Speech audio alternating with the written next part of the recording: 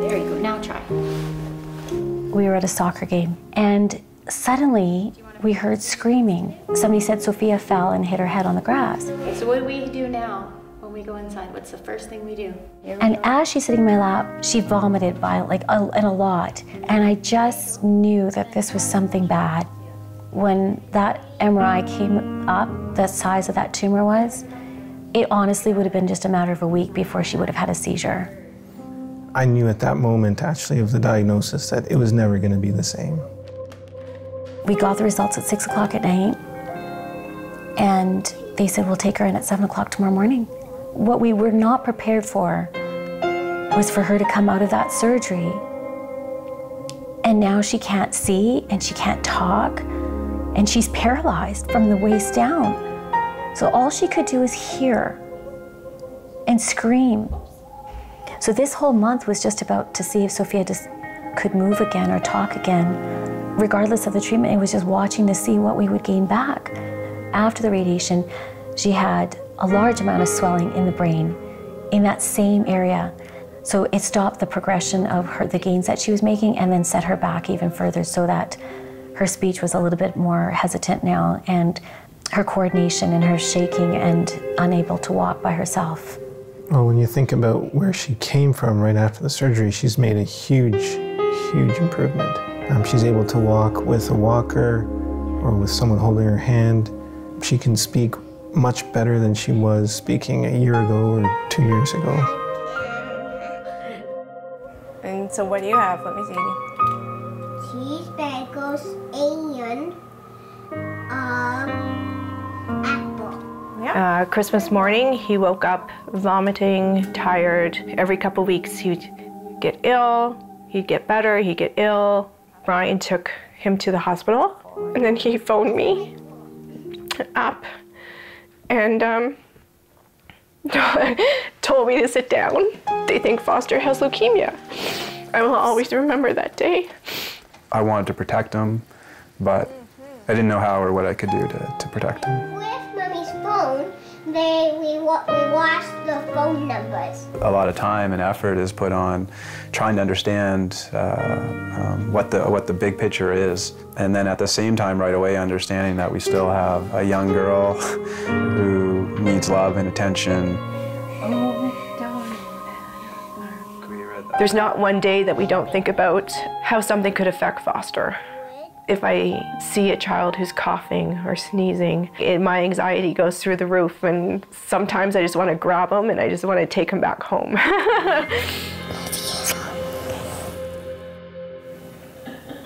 She's like, are you okay? Until she was 5, she was like a regular kid, so we weren't mentally prepared for this. They just love to spin and dance. So she was diagnosed in May of 2014. 3.5 years. Yeah. I think I've blocked out the whole first year. I don't even remember it. So it's really been a year of rehab and watching her get stronger and sort of reintegrating into the world again. The kids have adapted beautifully. But they have their moments. When Sofia's getting a lot of attention, Sonia will be upset sometimes, which is understandable when she's 5 years old. Mommy got to volunteer on Thursday. We've noticed some cognitive issues, memory loss. His verbal intelligence has decreased. He's been starting to stutter. I have a 300-page document of the what-ifs. They could be cognitive issues, anxiety, it could be depression. The hardest is having all those what-ifs up in my brain. Well, Foster hasn't been able to have his vaccinations because of the treatment, and then also the treatment compromises his immune system on top of that. A serious illness could disrupt or cause a stop to treatment, which can be the most life-threatening thing. Cynthia's here, let's go. Hiya. How are you? Sophia has a number of challenges with school and learning, and so she's in a class with more than 20 kids. She has an aide there, but it's really difficult for her to keep up. All right, show me how we do 4 + 2. 4, yeah? Having someone come to our house and actually reinforce what she's learning in school with just basic stuff is very, very helpful. And it motivates her to practice what she needs to do till Cynthia gets here again on Sundays. Good. Where do you find rocks? Do you find them in a house? No. Outside. Outside, exactly. This is actually my first rail, right? Today we are getting a physical examination. We are getting IV antibiotics called pentamidine. We are getting a chemo drug called vincristine through IV, and he's also getting a lumbar puncture to administer his intrathecal chemotherapy today. Better now? I overheard a couple of parents talking about giving medicine to their child every 6 hours for 2 days. And I came home, I cried. And then I told Brian about it. And I said, I'm just so angry. And he's like, yeah, but what are you really angry about? I would love if we just had to worry about giving Tylenol every 6 hours.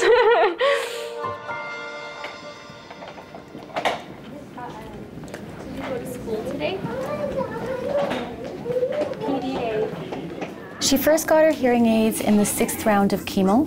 It's mostly the high-pitched sounds that were lost, which is typical of chemo. So that's not going to come back. Those little gaps, are those going to be okay, or is that going to... That should be okay. But this is probably one of her better visits at the hospital. Like, we're here fairly often, right? So if it's blood work, it's not a fun visit. If it's MRI or IVs or anesthetics, that's not fun. Dentist is even not great for her. This one is one she actually kind of enjoys.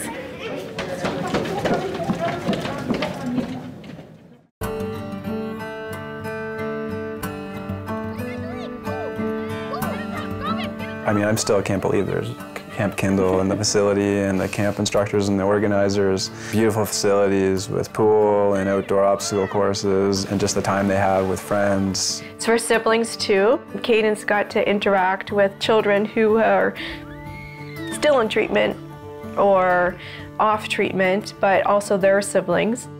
While you're there as a family, if you've got a child with special needs or that needs treatment, there are volunteers there who do that so that mom and dad get a little bit of quiet time too. Everybody ate together. We met some other families.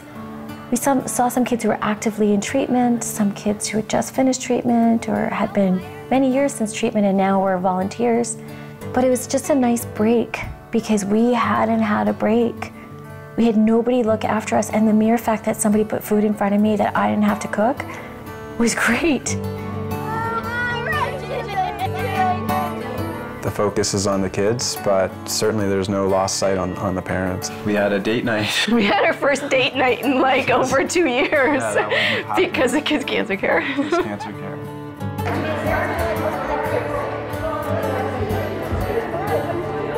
Being physically active for kids, wherever they're at, really improves long-term outcomes in terms of sense of well-being, psychologically, because, I mean, yes, our daughter got affected physically, but there's a huge psychological component to this too. So here they get to go, and every week they do something fun, and the kids do it at their ability, and the kids who need help, like Sofia, get an aid. She'll sometimes be running for half an hour there. There may be a kid with an NG tube or a kid who has no hair like Sofia, and everybody's just accepted. How was it? A lot of the parents will go up to the cafeteria and just hang out with each other.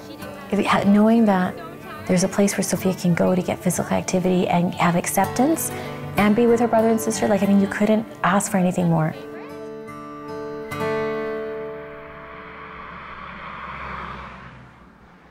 If it wasn't for Kids Cancer Care, I wouldn't have the support system that I do right now. I've met so many mothers and parents and fathers and other families who have made this experience, this journey, less isolating and less traumatic. Sometimes you just need the support of somebody coming to your house, but they don't ever put pressure, and you don't have to feel pressure to participate if you are not ready. But eventually, You will be ready, and when you are, it's wonderful. Had Sofia been diagnosed even 10 years from now, the advances are so huge, even with the surgeries, the non-invasive surgeries, the outcome for another child might be different than it was for Sofia.